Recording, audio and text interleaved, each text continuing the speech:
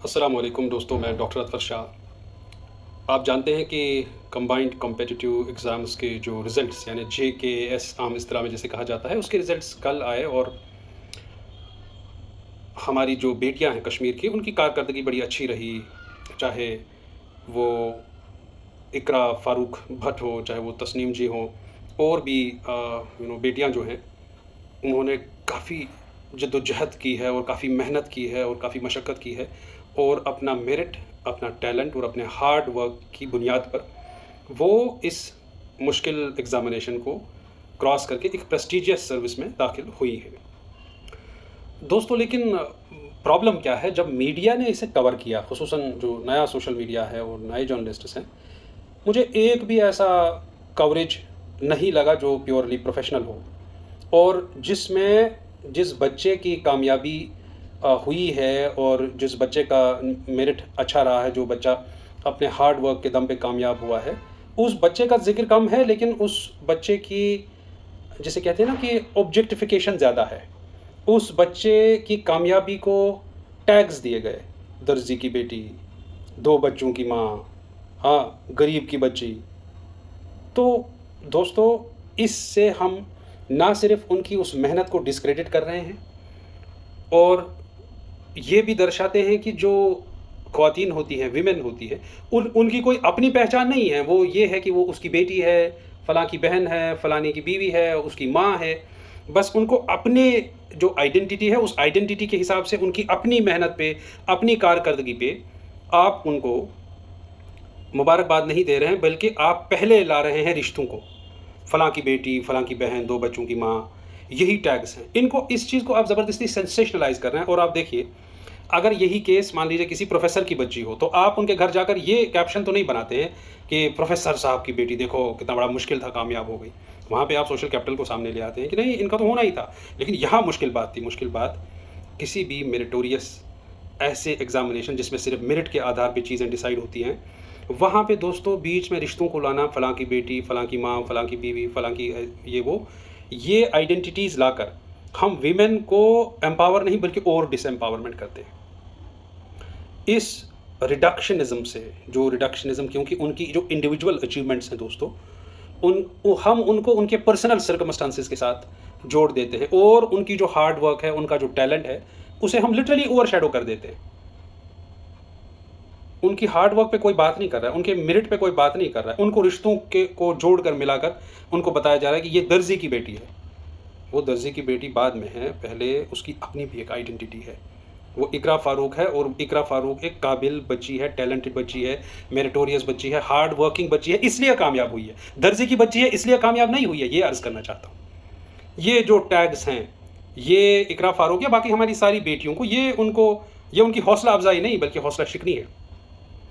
और दोस्तों, जो ये स्टीरियोटाइपिंग है, मतलब ऐसे नेगेटिव या हार्मफुल स्टीरियोटाइप्स स्पेसिफिक प्रोफेशंस को लेकर कि देखो, just a tailor's daughter, just a housewife, mother of 2 children qualifies, ये कोई पॉजिटिव चीज़ नहीं है दोस्तों। ये किसी कैप्शन के लायक ही नहीं है, क्योंकि आप या उनके रिश्तों को डिमीन कर रहे हैं या उनकी सर्कमस्टेंसेस के साथ उनकी कामयाबी को जोड़ रहे हैं न, और उनके इंडिविजुअल को आप एकदम नज़रअंदाज कर देते हैं, बिल्कुल। और जो ऑब्जेक्टिफिकेशन है, जैसे मैंने कहा कि women as representatives of their family, कि इकरा फ़ारूक या तस्नीम जी या कोई बाकी जो बेटियां हैं, मुझे नाम याद नहीं है सबके, उनकी कोई अपनी आइडेंटिटी, कोई अपनी रिप्रेजेंटेशन, कोई अपनी हैसियत नहीं है, बल्कि वो जो भी है वो फैमिली की वजह से।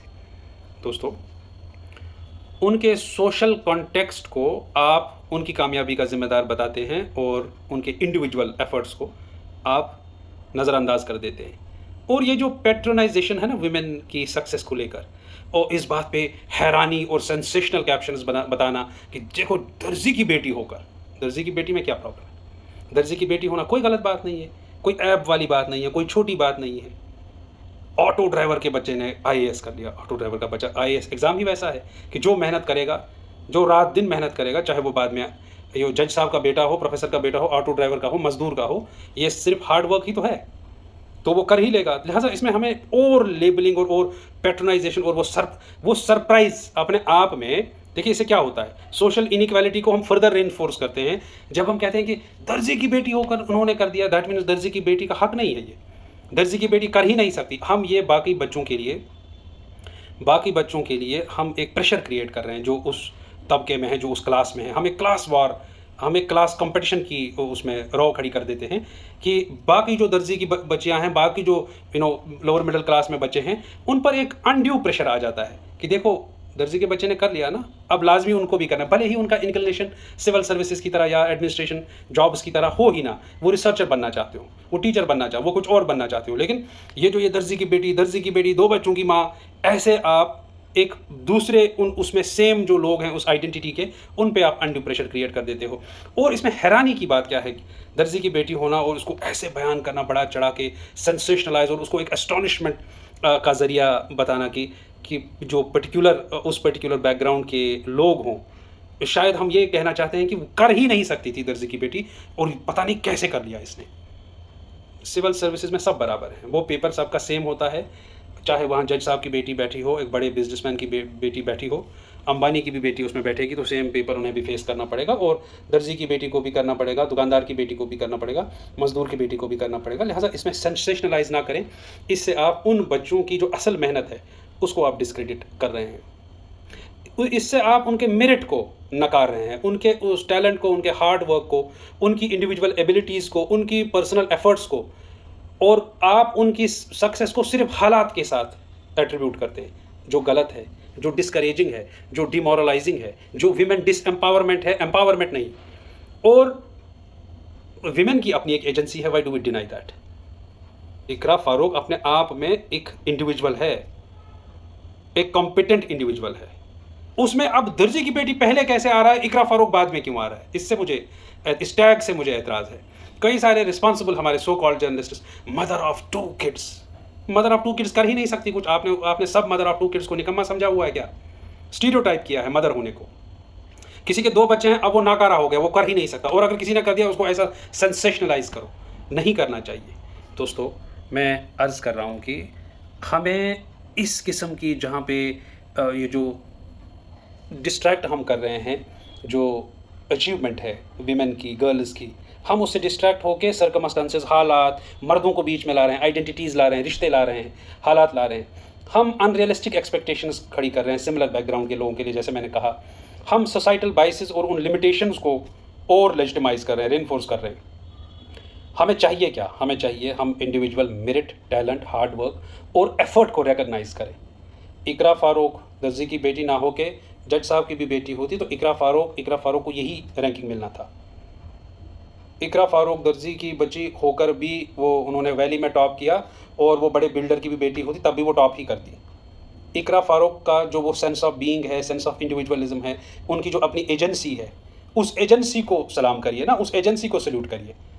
Agency is one's ability to make choices. यहाँ पे मैं बता दूँ, उनकी अचीवमेंट्स को हाईलाइट करके उसको कॉन्टेक्चुअलाइज जब आप कर रहे हैं, उनके पर्सनल से नहीं बल्कि उनके हालात से, उनके बैकग्राउंड से, उनकी एजेंसी को रिकॉग्नाइज़ किए बगैर, मेरिट बेस्ड रिकग्निशन का फुकदान है हमारी सोसाइटी में। मैं किसका बच्चा हूँ ये पहले मैटर कर रहा है, बाद में मैं कौन हूँ। और विमेन जो एम्पावरमेंट डिज़र्व करती हैं, जो सक्सेस डिज़र्व करती हैं, वो कर ही लेती हैं। आपने देखा ट्रमेंडस रेजिलियंस, एक बच्ची ने चौथे अटेम्प्ट में क्वालिफाई कर लिया। अब यहाँ पे सब कुछ एक तरफ, वो किसकी बच्ची हैं, उनकी शादी हुई है नहीं हुई है, उनके क्या हालात हैं घर में, वो अमीर की बच्ची है, गरीब की बच्ची, लेकिन यहाँ पे रेजिलियंस को सलाम करिए।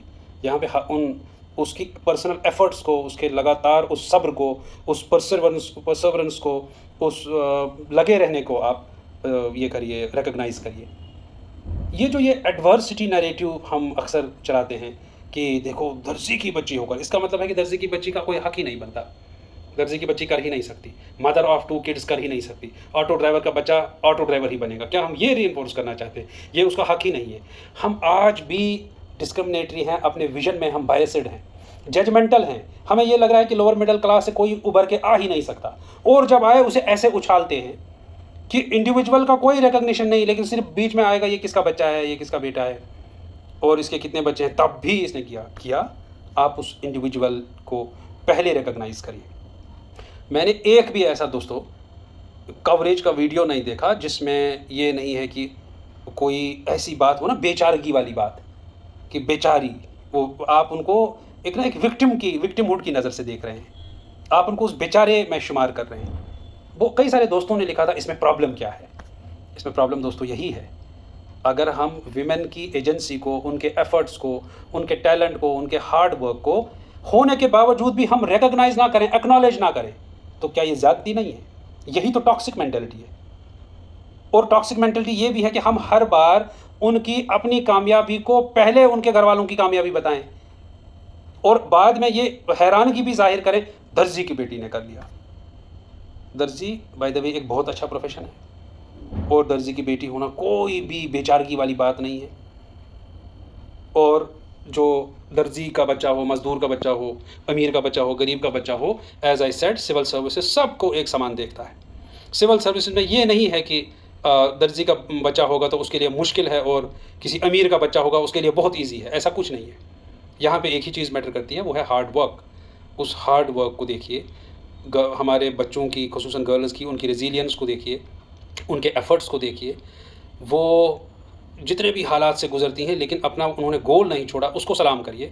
लिहाजा पहले उनका इंडिविजुअल आएगा, बाद में सब कुछ। और ये ज़बरदस्ती का जो टैग्स लगाना, उनको आइडेंटिटीज़ और सर्कमस्टांसेस के साथ जोड़ना, ये गलत है। ये मेरा पैगाम था ताकि हम इसको अच्छे पर्सपेक्टिव में समझ सकें। बहुत बहुत शुक्रिया आप लोगों का।